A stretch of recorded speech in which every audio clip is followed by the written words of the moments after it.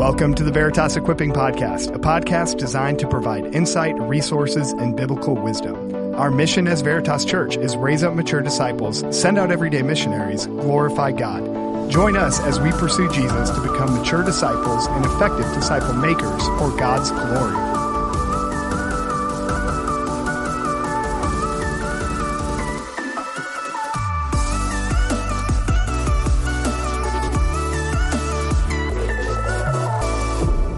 Well, hey, Veritas, this is Matt Hofert and Jake Each with the Beyond the Message podcast. And so once again, we're sitting down with a preacher the previous Sunday, and you have 35, 40 minutes to deliver a message, but there's probably things in your study that you would like to say. Unless you're at the 8 a.m., it was 45. Oh, man. Apologies go out. Yes. But just really a chance for the preacher to maybe expand on something that they wish they had more time to, or even bring something up that they didn't have time to at all. And so, Jake, we've been in 2 Corinthians now for a while. I've heard from a lot of people, a lot of connection group leaders, that they're really thankful that we're going through it. And it's interesting because I think it's a book of the Bible that's going to be challenging to our people. And this Sunday was no different. Yeah, Paul's really practical in this letter. There's a lot of problems in Corinth. There's a correlation with their culture and our culture. So, yeah, I think there'll be a lot of pressing, kind of convicting text throughout this letter. Right. So one of the things that you started off with right away was just helping us see how God doesn't use bright, shiny objects or like really people who society would look to as like, oh, this is a strong, stellar person. But he uses people who are average and ordinary. So they don't get the glory, but so God gets the glory. Yeah, jars of clay. It's just kind of a first century Tupperware type of, I think that's valuable now. Like, oh, you dug up an old city and you find these pottery and it's precious. But at the time it was, everybody had jars of clay. It wasn't impressive, which really lined up with their opinion of Paul. Yeah.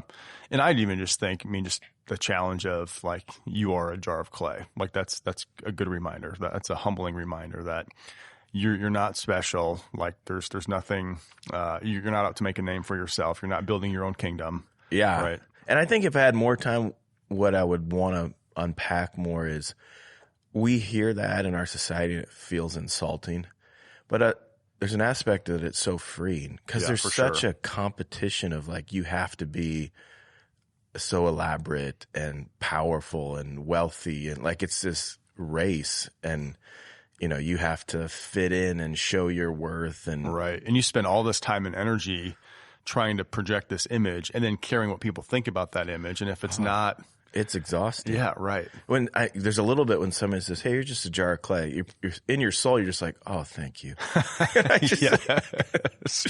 But the grace of God, you're not a jar of clay, therefore you're worthless. You're a jar of clay that holds something, eternally precious. Right, for sure. So, well, even you threw out some of the Old Testament names that I think a lot of Christians would be like, well, these are like heroes of the faith, which indeed they are, Abraham and Moses and David and so on. Well, it's really cool teaching to a room where you have people all over the map of how well they know their Bible. Right. And when I mentioned the story of Gideon and having to get the army down to 300 soldiers, one person's face was like, you could tell that was the first time they were hearing that. Like, what? It was so cool. Well, yeah. And so, even just the reminder of, but if you dig deeper, these weren't overly impressive people. Yeah. These weren't, people who society maybe at the time would have been like, this is the top influencer, or this person makes sense for God to choose and use. And now in hindsight, looking back and looking at what all God did through those people, it's like, man, it's incredible how God can take somebody who's faithful and just work in and through them to do some awesome things. So yeah, great. I think another thing that we just got to keep harping on is we want to make this life about ourselves. It's all about me. It's all about me. What do I need? What do I want? We do a lot of gospel shepherding and even just kind of counseling in general, and that's almost what it always comes back to. Well, even in parenting or just friendship, how secular language has leaked into our vocabulary, where we think it's a very encouraging thing to ask, like, what are your dreams? Chase your passions. And there is an aspect where God has given each individual different passions and interests that can be informative, but to overplay that card and instead of asking, well, what's God's call on your life? Right. What is the mission God has put before you to direct our life more than our individual hopes and dreams?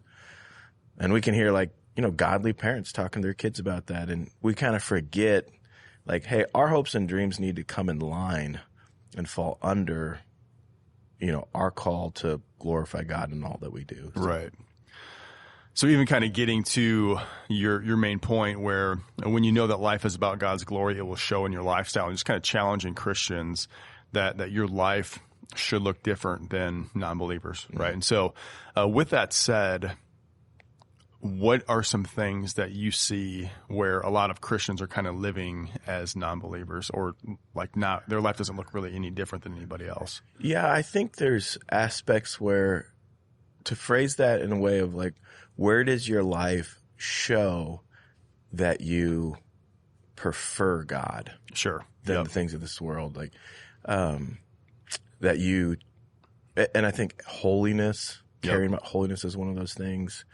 Commitment to church and those things. So I think maybe the number of parents that embrace Sunday morning sports tournaments where it's hey, what are you communicating to your kid over time? What are you communicating to your community over time? You're communicating that we love God, just sports wins. If there's a competition, sports wins. Right. And we always want to not fall into this legalistic, well, you have to be at church every Sunday. That's not what we're saying. But if you're saying, well, sports is always going to win, that communicates something. I think the pressure of letting your kids have a phone really early. Yeah. Everybody's doing that. And they're carrying a computer with all kinds of danger in their pocket nonstop. How does that affect holiness? Right. Shows we watch, the way we spend money. Yeah. Do you look like you live for retirement just as much as your unbelieving neighbor lives for retirement? Yep. It should be different. I'm not saying retirement is wrong. Yep. Well, in one sense, I would. I was you never retire from the mission of God. For the Christian, death is retirement. Right, yeah. But you don't have to stay in the same vocation. You can plan for retirement. There's wisdom in that. But if it looks just like unbelievers, I think this is a real danger or let me put it this way. I think it's a real opportunity for American Christians right now because we've been labeled so much. We're a Christian nation. And we've embraced cultural Christianity, which is really watered down Christianity. So Christians look very much like non-Christians, and that's a problem. Yeah, for sure. And it is really just a great opportunity for our people to really examine all areas of their life and simply ask the question of is how I'm living in this area, or is what I'm doing in this particular area of my life, is it the same as my non-believing neighbors and friends, or would somebody look at the way that I'm handling this, the way that I'm living out my life in this area and see something different, right? So, that's great challenge to us. Well, so you did go 45 minutes in the first service, but I think I was in the 9:30. I think you were pretty much right on time. So I just talked faster. there you Turn up the speed a little bit. Yes. With all that to say, we've talked about quite a few things this morning, but is there anything else that you would like our people to know or to remember or to kind of reemphasize, or even if you would have had more time, kind of hit some of those things? I mean, I think kind of like we talked about before, the freedom in being a jar of clay and the pressure that we put on ourselves and each other to be awesome. Yeah, right.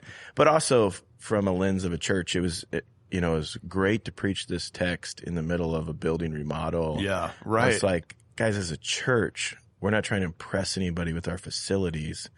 We need more space to facilitate ministry. Right. And we can wisely spend, and I don't think it's wrong to have nice things in a church to do ministry, but let's not get sidetracked.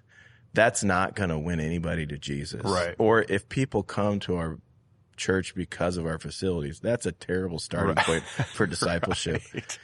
But the challenge but we should baffle people with how we live. Yeah, for sure. And so I love that opportunity to kind of point that out in this text. As a church, so as people, we should be jars of clay, but as a church, we should be jars of clay. Right. We don't have to take ourselves too seriously. We don't have to impress anybody, but we do have to be madly in love with Jesus. Yeah, absolutely.